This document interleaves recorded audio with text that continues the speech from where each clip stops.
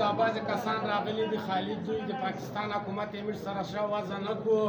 موږ اوس نه یو راغلي دلته تقریبا 30 کاله 40 کاله یې موږ وتلي دي په واڼه کې په پاکستان کې کاروبارونه هم دي موږ خپل ماجرکاټي نه دي.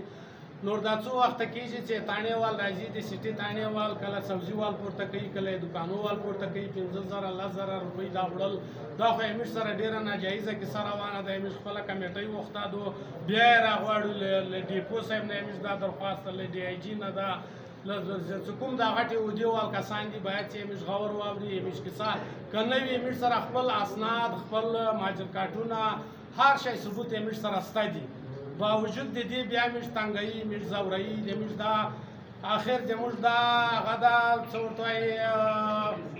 درخواست ده چې موږ به دا دکانونه بندوو هړتال وکړو بوکینګ هړتال به کوو چې موږ ته حکومت خامخا څه طریقه راوکړي که نه وي یا به موږ پورته بهیږو یا دولت موږ په خپل کاروبارونه هم دي قرضې هم دي عمرونه هم دلته تېر کړي دي. موږ حکومت نه دا درخواست ده چې موږ خبر دې وکړي موږ غږ دې وروي د امازي قوم هم دا مشرونو هم دا خواهش ده چې موږ پوښتنه موږ غور دې وکړي